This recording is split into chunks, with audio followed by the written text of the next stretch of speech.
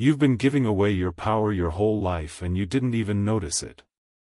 Every time you answer the text immediately. Every time you explain yourself when nobody asked. Every time you show up to prove you care, to prove you're loyal, to prove you deserve to be included. You think you're being generous. You think you're being real. You're not. You're being predictable. And predictable people are controllable people. And controllable people are forgettable people. Nobody is obsessed with the person who is always there.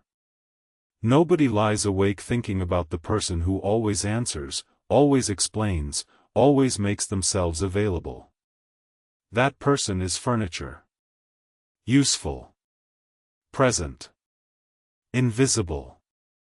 Attention is cheap. Absence is power. And everything you've been taught about being present, being available, being transparent, being an open book. It has been quietly draining the very thing that makes people obsess over you. Machiavelli understood something that most people still refuse to accept. Power is not about what you give. It is about what you withhold. The prince who reveals everything has nothing left to rule over. The leader who is always accessible becomes common. The lover who is always available becomes boring. The friend who never disappears becomes background noise. And here you are, wondering why people don't value you, wondering why you're not taken seriously, wondering why the people you care about seem to drift, seem to lose interest, seem to look right through you. It's because you've been playing the wrong game entirely. You've been playing the game of presence when the real game is about strategic absence. You've been playing the game of transparency when the real game is about controlled mystery. You've been playing the game of being liked when the real game is about being unforgettable. Being liked is not being respected. And being respected is not the same as being obsessed over. There is a level beyond respect. A level where people don't just value you. They can't stop thinking about you. They replay your words in their head. They wonder what you're doing when you're not around. They look for you in rooms you haven't entered. They feel your absence like a missing tooth. That level is not achieved by being nice. It is not achieved by being consistent in the way you've been taught. It is achieved by understanding the dark mechanics of human desire and using them with precision. So here are 7 dark principles that will rewire how people experience you. 7 principles that will take you from forgettable to formidable. From available to irresistible. From liked to obsessed over. Pay attention. Because the version of you that hears this and does nothing will stay exactly where you are. Invisible. Number 1. Conceal your intentions. The moment people know what you want, they own you. Think about that. The moment someone can see your goal, your desire, your next move, they can prepare for it. They can block it. They can use it against you. They can dangle it in front of you. They can manipulate the path to it. Every time you announce your intentions, you hand someone else the steering wheel to your life. Most people can't stop announcing. They tell everyone their plans. They explain their motivations. They justify their decisions. They want to be understood. They want to be seen as good, as reasonable, as well-intentioned. And every word they speak is a piece of ammunition they just handed to someone who might not have their best interests at heart. Strategic people do the opposite. They move in silence. They let their actions speak, and even their actions are carefully disguised. They use decoys. They present noble-sounding motives that everyone can applaud while their real objectives remain hidden underneath. They let people see exactly what they want people to see, and not 1 inch more. Here's what this looks like in practice. When you enter a negotiation, a relationship, a social dynamic, you never show your full hand. You never reveal why you're really there. You might present a reasonable, even generous face. You might seem like you're cooperating, like you're playing along.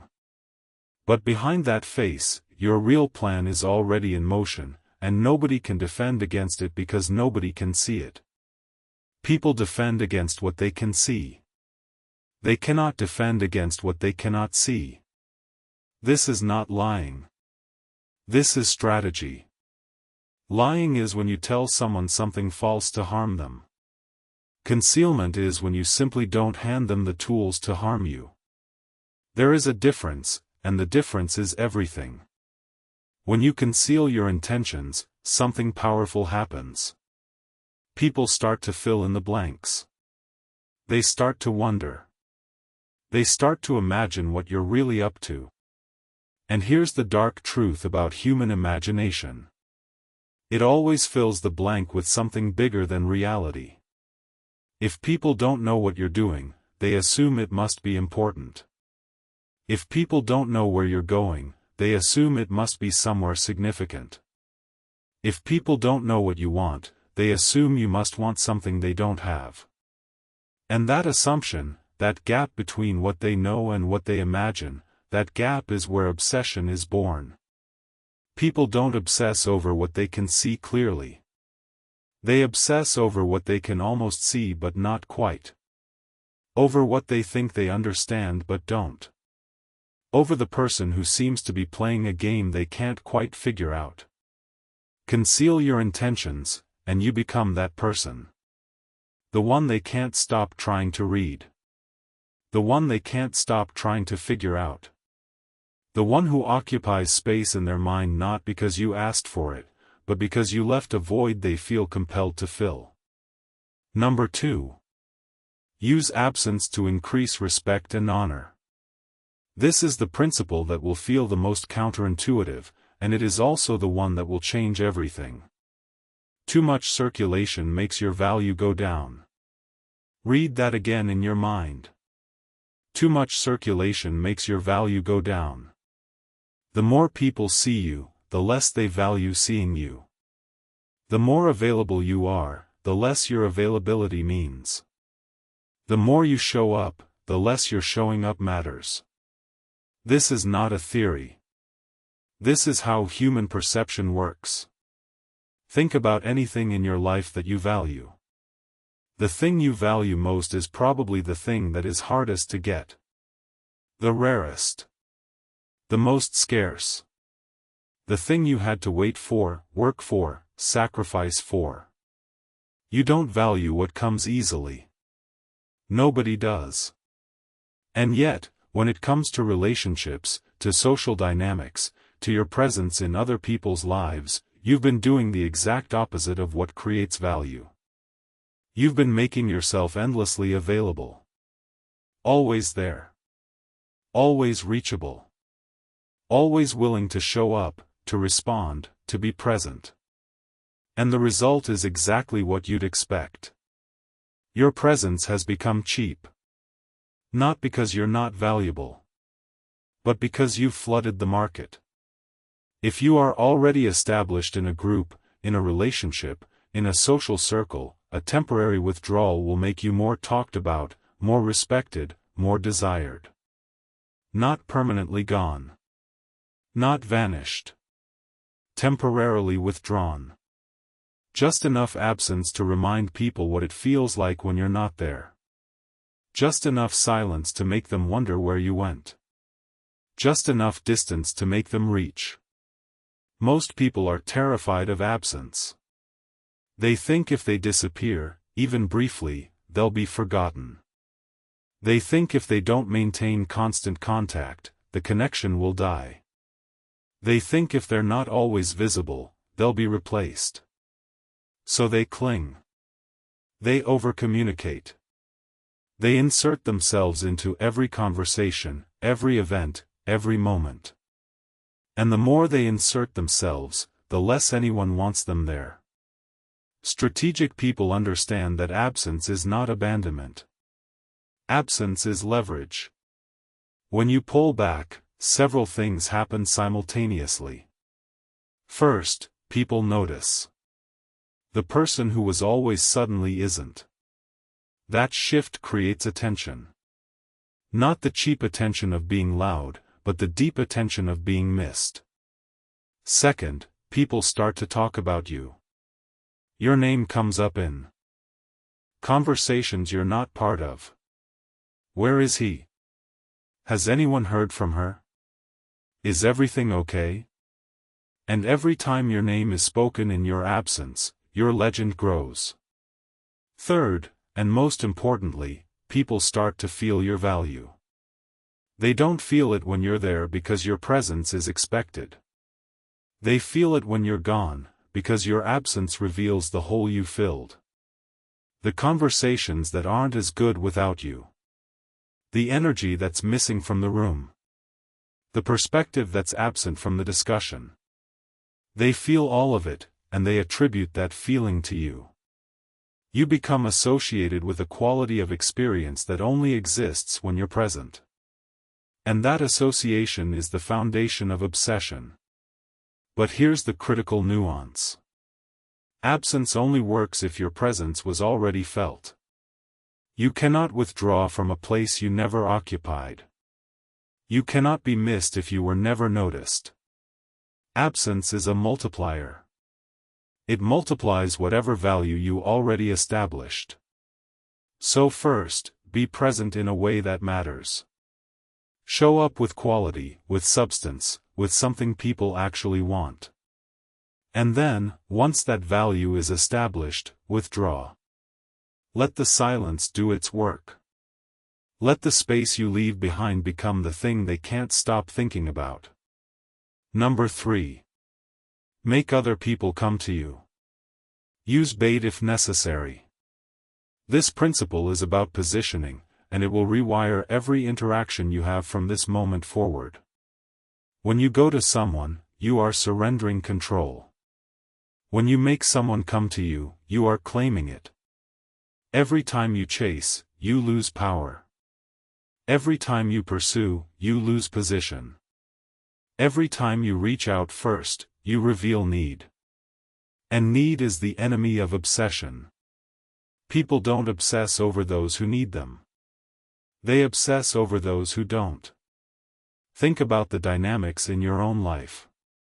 The people you can't stop thinking about are not the ones who constantly pursue you. They're the ones who seem fine without you. The ones who seem to have their own world, their own direction, their own momentum. The ones who don't seem to need anything from you. That independence is magnetic. That self-sufficiency is intoxicating. Because human beings are drawn to what they cannot easily have. And the person who doesn't need them is the ultimate thing they cannot easily have. The principle of making people come to you is about engineering situations where the other person has to act. Where they have to reach. Where they have to close the distance. When you force the other person to make the move, several things happen. They invest in you. Every step they take toward you is an investment, and every investment increases their commitment. They abandon their own terrain. They leave their position of strength and enter yours. They reveal their desire. By coming to you, they show their hand, and you learn exactly how much they want what you have. But how do you make people come to you without seeming cold, without seeming distant, without pushing them away entirely? You use bait. Bait is not manipulation in the crude sense. Bait is value. Bait is something they want, something they cannot resist, positioned in a way that requires them to move toward you to get it. It could be an opportunity. A piece of knowledge. Access to something or someone.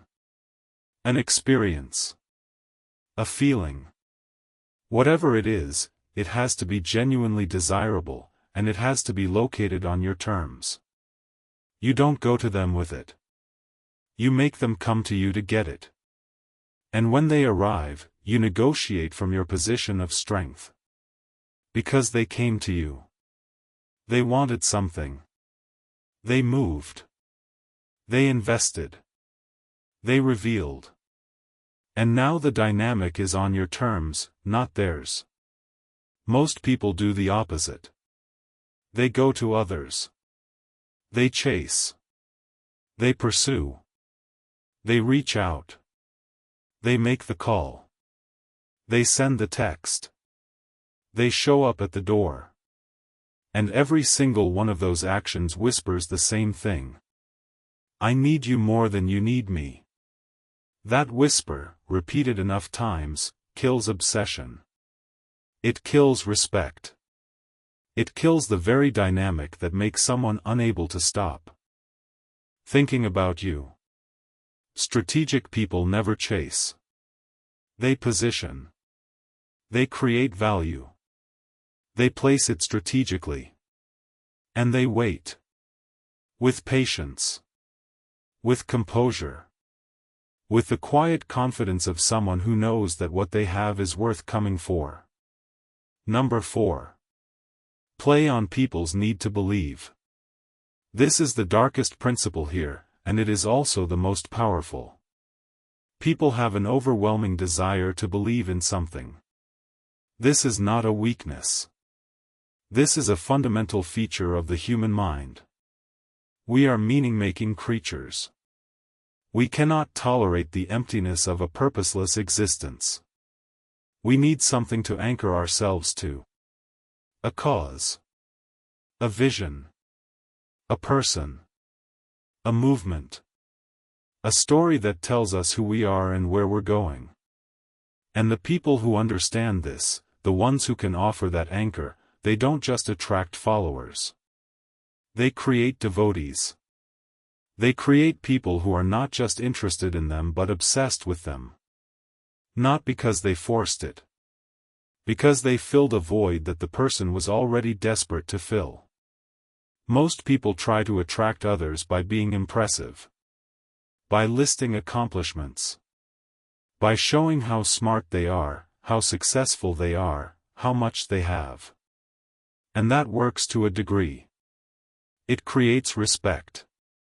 It creates admiration. But it doesn't create obsession. Obsession is created when you offer someone meaning. When you don't just show them what you've done but show them what they could become. When you don't just present yourself as impressive but present yourself as a gateway to something larger. Something that makes their life feel significant. Here's how this works in practice. You keep your words vague but full of promise. You don't lay out a detailed plan. You paint a vision. You speak in terms that people can project their own desires onto.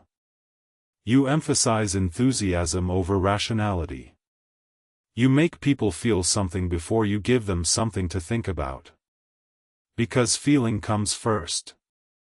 Feeling always comes first. And once someone feels something in your presence, something powerful, something that makes them feel alive, they will follow you anywhere. They will think about you constantly. They will seek you out. They will build you up in their minds to be something larger than what you are. And that construction, that mental monument they build, is the real object of their obsession. Not you. The version of you they've created. The version that represents everything they've been searching for. You become the focal point of their desire for meaning. And that is a position of extraordinary power. But it comes with responsibility, and it comes with danger. Because when you offer meaning, you must be careful what you promise. The vague promise is powerful because it lets people fill in the blanks. But if you get too specific, you limit the projection. And if you get too grandiose, you risk being exposed. The art is in the balance. Enough specificity to seem real. Enough vagueness to let people dream. Enough enthusiasm to be infectious. Enough mystery to keep them reaching. This is what Machiavelli understood about leadership. The prince doesn't just rule through fear or through love. He rules through belief. Through the story he tells about himself and about the future. Through the vision he offers that makes people feel like they're part of something larger than themselves. Create that vision, and people won't just follow you. They'll be unable to stop thinking about you. Number 5.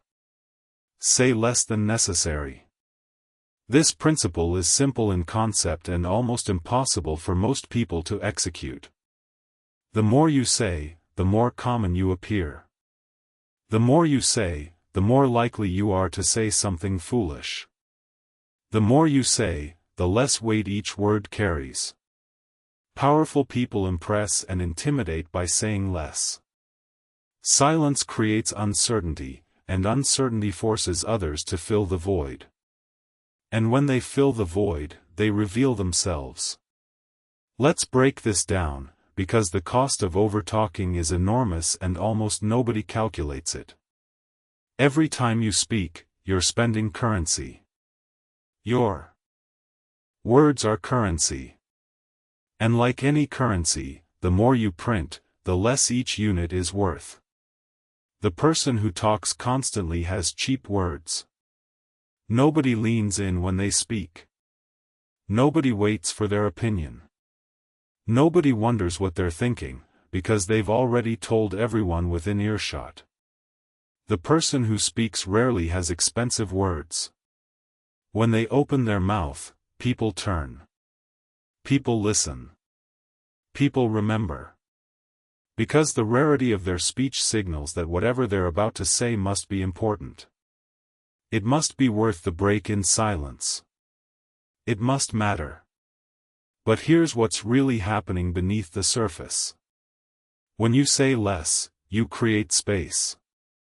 And in that space, other people project. They project their fears, their hopes, their insecurities, their desires. They read meaning into your silence that you never put there.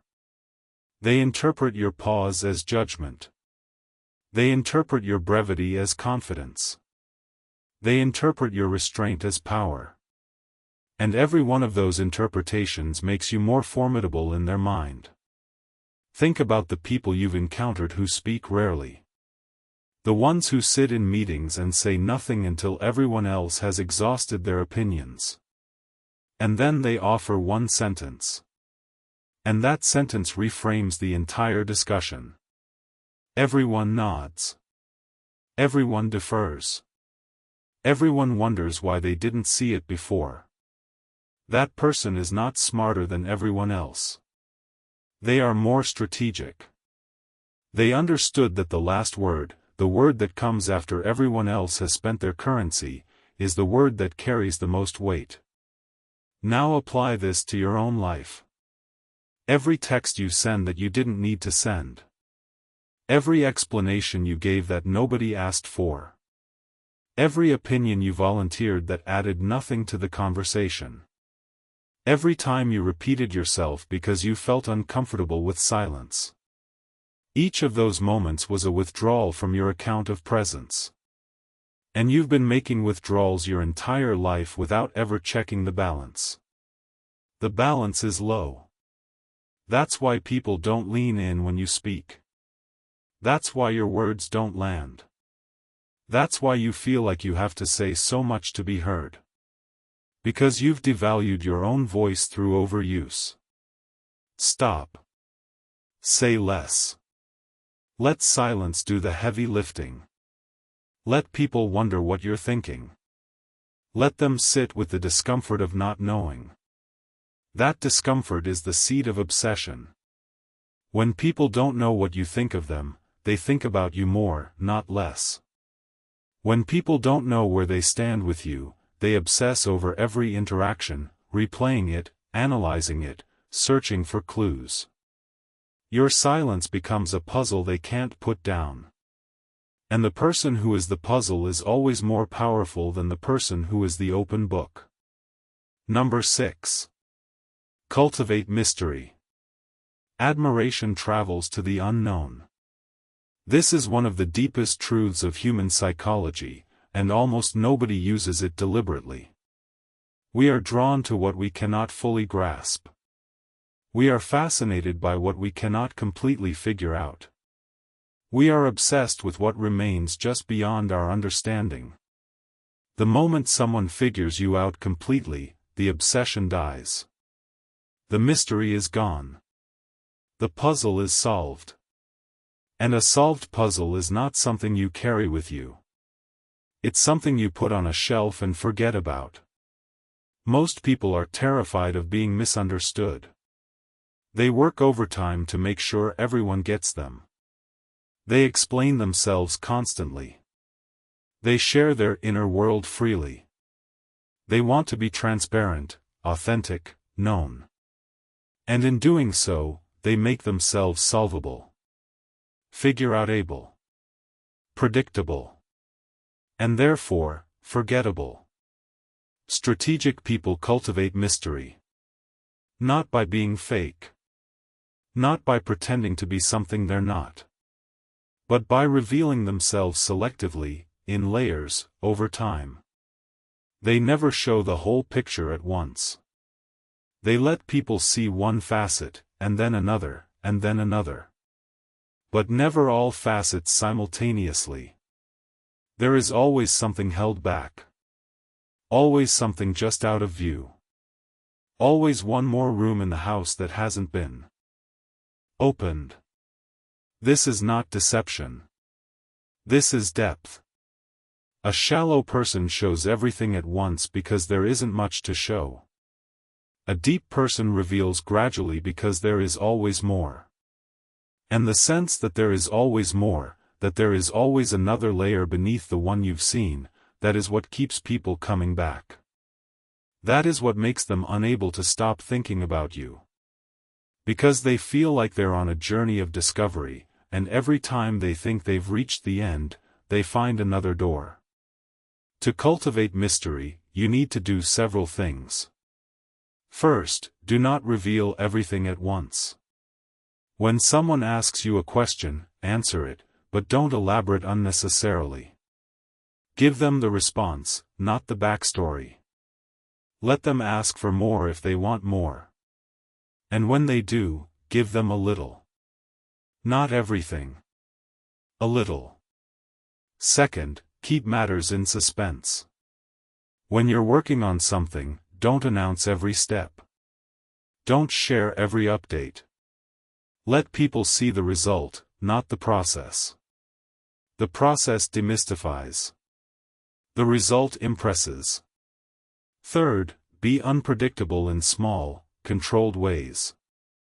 Not erratic. Not chaotic. But occasionally do something that doesn't fit the pattern people have constructed of you. Say something unexpected.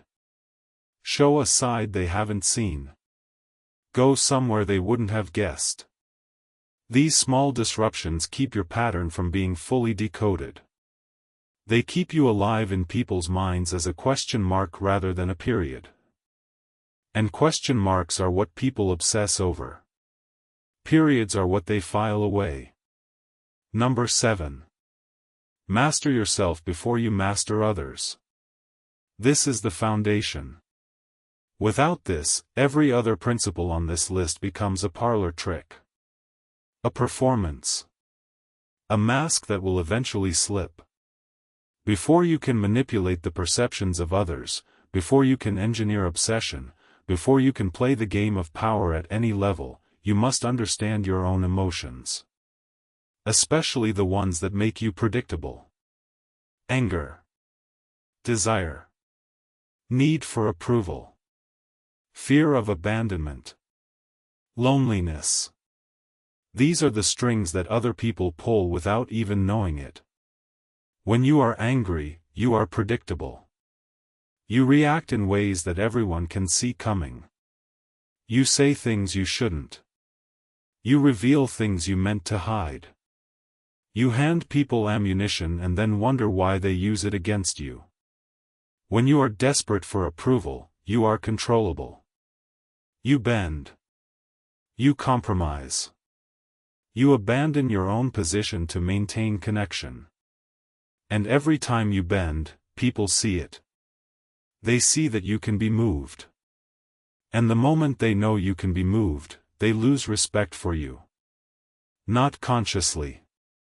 Not maliciously. But deep in their animal brain, they reclassify you. You go from formidable to manageable. From impressive to useful. And that reclassification is the death of obsession. Marcus Aurelius understood this. The emperor who faced enemies on every border, betrayal within his own ranks, plague in his own city. He did not crumble. He did not rage. He did not let the chaos around him become chaos within him.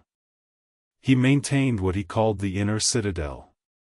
A fortress of composure that no external event could breach. That composure was not coldness. It was mastery. The mastery of self that precedes the mastery of everything else. You need to build that citadel. You need to develop the kind of emotional control where your first reaction is never your final response. Where you feel the anger, the desire, the need, and you do not act on it immediately. You sit with it. You observe it. You let it pass through you without letting it drive you. And then, from a place of clarity, you decide what to do. This is not suppression. This is sovereignty. Suppression is when you bury the emotion and it controls you from the shadows. Sovereignty is when you see the emotion, acknowledge it, and choose your response rather than being chosen by it. The most dangerous person is not the one with the most intelligence or the most resources. The most dangerous person is the one who has mastered themselves. Because that person cannot be provoked into revealing their hand. Cannot be baited into abandoning their strategy. Cannot be manipulated through their emotions. They are calm when others are frantic. They are silent when others are shouting. They are present when others are scattered. And that composure, that unshakable stillness in the center of chaos, is itself a form of obsession creation. Because people are drawn to composure like moths to flame. In a world where everyone is anxious, reactive, emotional, and exposed, the person who is calm, measured, and contained is magnetic. People want to be near that calm. They want to understand where it comes from. They want to figure out how you do it. And that wanting, that desire to understand your composure, becomes another thread in the web of obsession. So master yourself. Watch your emotions like a hawk watches the field. Notice the moment anger begins to rise and choose not to speak until it passes. Notice the moment neediness begins to pull at you and choose not to reach out until it subsides. Notice the moment you want to explain yourself, justify yourself, prove yourself, and choose silence instead. Every time you choose composure over reaction, you strengthen the citadel. Every time you strengthen the citadel, you become more formidable. And every time you become more formidable, the people around you recalibrate. They start treating you differently. Not because you demanded it. Because your composure commanded it. Now let me bring this together, because understanding these principles individually is not enough. You need to see how they work as a system. When you conceal your intentions, people cannot figure you out. When you use absence strategically, people feel your value through the void you leave. When you make people come to you, they invest in you and reveal their desire. When you play on their need to believe, you become the anchor for their meaning. When you say less, your words gain weight and your silence creates obsession. When you cultivate mystery, you become an unending journey of discovery. And when you master yourself, you build the composure that makes all of this possible without cracking. These principles are not separate tools. They are layers of the same architecture. The architecture of someone who is not just present in a room but present in a mind. Not just seen but felt. Not just liked but unable to be forgotten. And here is what you need to understand about the cost of not doing this. Every day you continue being endlessly available, endlessly transparent, endlessly explainable, you are losing something. You are losing the gravity that makes people orbit you instead of drift past you. You are losing the respect that comes from being someone whose presence is earned, not assumed. You are losing the mental real estate in other people's minds that could be yours if you simply learn to occupy it strategically instead of desperately. You've been taught that the way to matter to people is to be there. To show up. To be consistent. To be reliable. To be an open book. And there is a place for those things. But they are the floor, not the ceiling. They keep you from being abandoned. They do not make you unforgettable. Being liked is not being respected. Being available is not being valued. Being understood is not being obsessed over. The people who live rent-free in your mind are not the ones who were always there. They are the ones who were there, and then weren't. The ones who said something and then went quiet. The ones who showed you one thing and then revealed there was more. The ones who seem to want nothing from you and everything from life. Those are the people you couldn't stop thinking about. And you can become that person. Not by pretending. Not by performing. But by understanding the mechanics of human desire and aligning your behavior with them. Machiavelli did not invent power. He observed it. He watched how it actually moved between people, not how people said it should move. And what he saw was that the prince who is always accessible becomes common. The prince who is always transparent becomes predictable. The prince who is always agreeable becomes weak. And the prince who understands the strategic use of absence, concealment, mystery, and composure becomes legendary. The ruthless art Machiavelli perfected is not about cruelty. It is about precision. It is about understanding exactly what creates power and exactly what destroys it. And then choosing, deliberately and consistently, to build rather than destroy. So here is what I want you to do.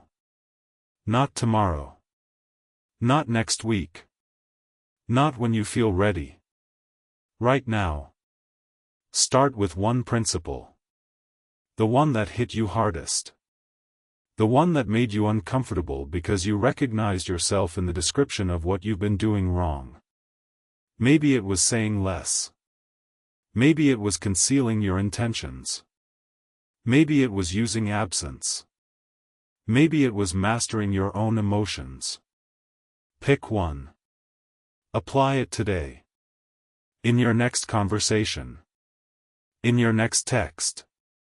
In your next meeting. In your next interaction with the person whose attention you want most.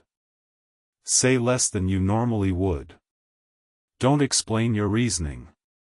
Don't announce your plan. Let there be a pause where you would normally fill the space. Let there be silence where you would normally speak.